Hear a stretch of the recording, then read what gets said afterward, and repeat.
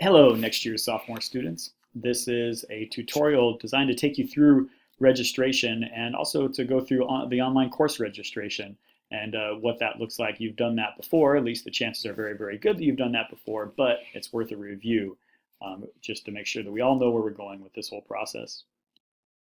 So your request package includes, right in front of you, you have a course catalog, a transcript, course request worksheet, and department flyers. When you have those things, which you should right now, then you're ready to go. And the online course request process, the window is open now. You can go online and start registering for courses. Course requests must be submitted by the deadline. You have some time to get information, go to Expo, talk to people, but make sure that everything is in by the deadline. So as a review, GHS graduation requirements, you need 240 credits to graduate from Granada High School. Every single trimester class at Granada is worth 5 credits. You get a 60% or a D- to pass the class and get the credit. However, important to get a C whenever possible because that is required to meet college entrance requirements and to move on to the next level class. A full-time student takes 4 classes per trimester, although we allow 5. But if you take 4 every single trimester, that would get you 60 credits for 4 years, and 12 courses over the years get you 240 credits, right? If you take 4 classes every single trimester, then you will graduate on time with 240 credits. The trimester system does give our students an opportunity to take other classes. Use your 4-year plan to track completion of your required courses and electives and keep you on track for where you're looking to go. More specifically, for social science, you need, for sophomores, right, you need a trimester of social science.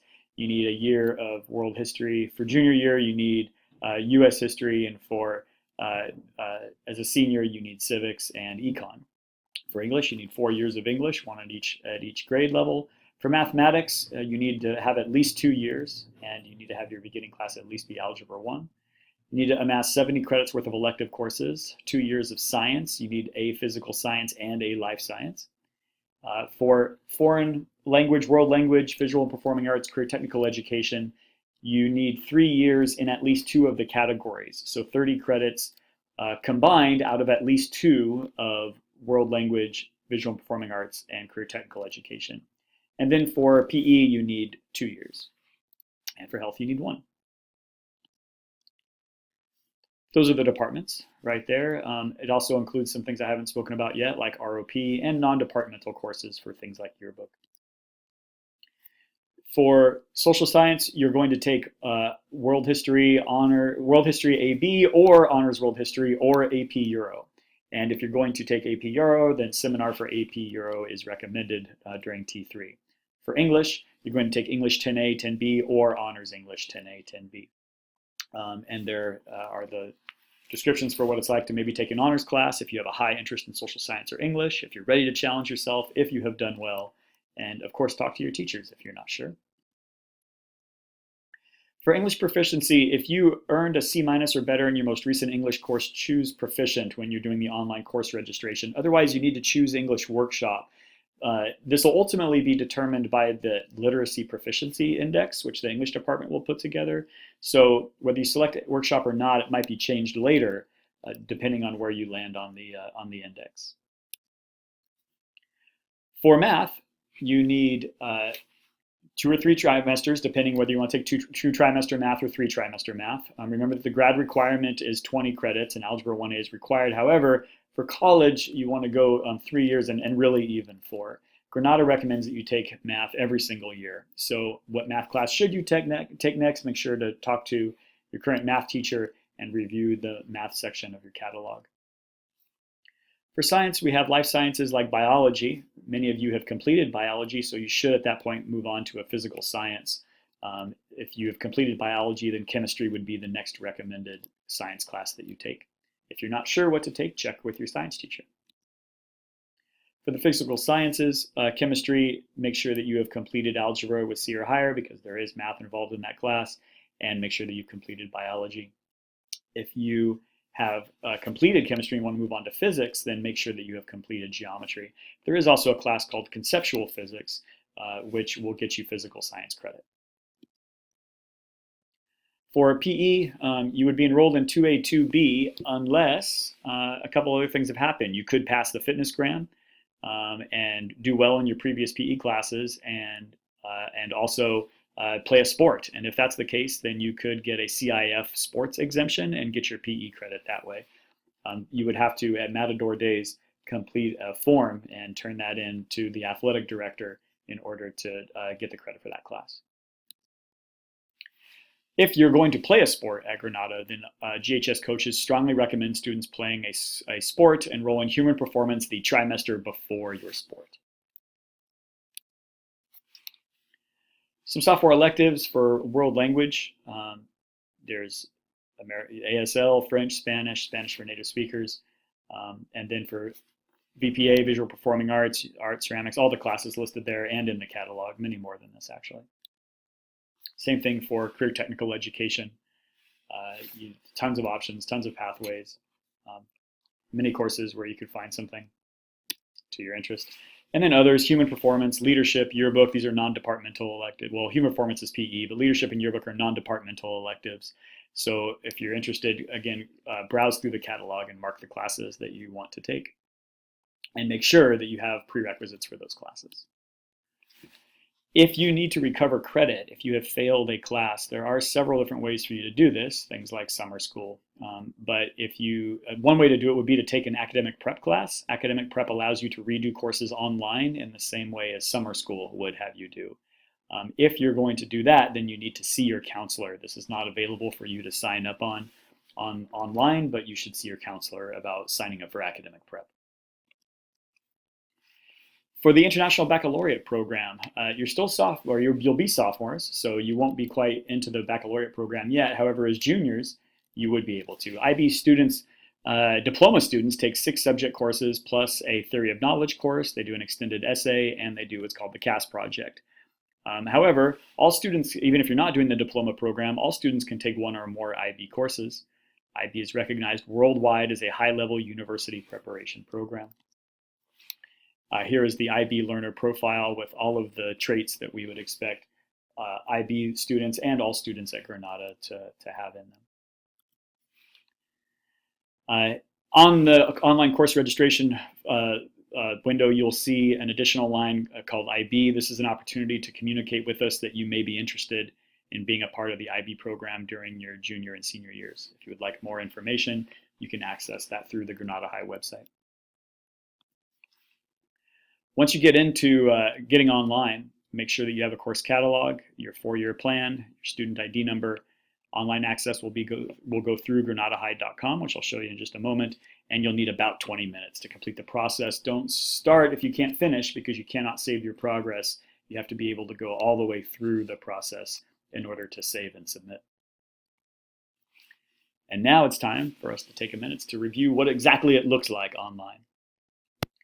Here we are at granadahigh.com. Now the chances are very, very, very good that you have done this before, but it's worth the refresher to see exactly what it looks like. And the options are different for sophomores than they were for you last year as freshmen. This is the home page, so I'm going to go to resources and click on online course registration. There's some things in this window that might be helpful for you. There's for example, our online course catalog, 4-year plan worksheet, Granada A through G courses.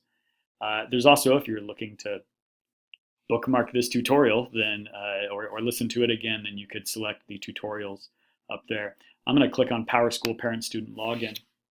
You probably already know this, but just in case, your username is your student ID number. For this sample student, it's going to be 94550, and your password is your birth date without the use of zeros at the beginning. So in other words, if your birthday is March 23rd, 2003, then your password would be 3/23/2003.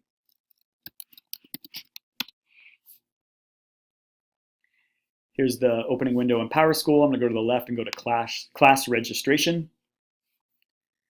And as you know, what we're going to do is work our way. I think the easiest way is just to move from the top to the bottom, making sure that all of these little red exclamation points become green check marks. So using the materials, using my plan, my 4-year plan, I'm going to go through each one of these and select the classes that I want. So for example, I'm going to select World History Honors A and B. Make sure that you select both halves of a class. and make sure that it matches, because you can see here world history, standard world history is kind of in the middle, so make sure you go down to the honors. Once you're done, hit OK, and that little red exclamation point becomes a green check mark. Moving on to English, I'm going to take 10A and 10B. This is the English language proficiency window that we told you about. If you got less than a C- in class, you should pick English Workshop 10. I'm going to go ahead and select Proficient Advanced, which does not count for a class. Math, I passed algebra this year, so I'm going to move on to geometry. I'm going to pick 3-try geometry, geometry A, geometry B, and if you do that, make sure to move forward and pick intro to geometry as well. 1, 2, 3. For science, I passed bio last year, so I'm going to move on to chemistry, selecting both parts of that class. For physical education, I'm going to say that I'm going to take PE 2A, but then also I play a fall sport. So I'm going to get my CIF exemption, have that count, and you'll notice I am getting 5 credits, but I'm not going to count it as one of the classes for my schedule. Then I'm into the electives. Let's see how much room I have. 1, 2, 3, 4, 5, 6, 7, 8, 9, 10. So that means I have room for, I need at least 2 more courses and can get up to 5 more. So for world language, I took ASL 1 last year, so I'm going to move on to and ask for ASL 2. And then I got some stuff done freshman year, so I'm going to go ahead and try to start working on my visual and performing art this year. I'm going to go ahead and select Art 1 and Art 2. Now that puts me at 14 classes total. I'm going to say that's good. I want an open period during when I do the fall sport, for example. So though there are other amazing electives in the rest of these departments, I'm going to have to wait maybe until junior, senior year to work on those.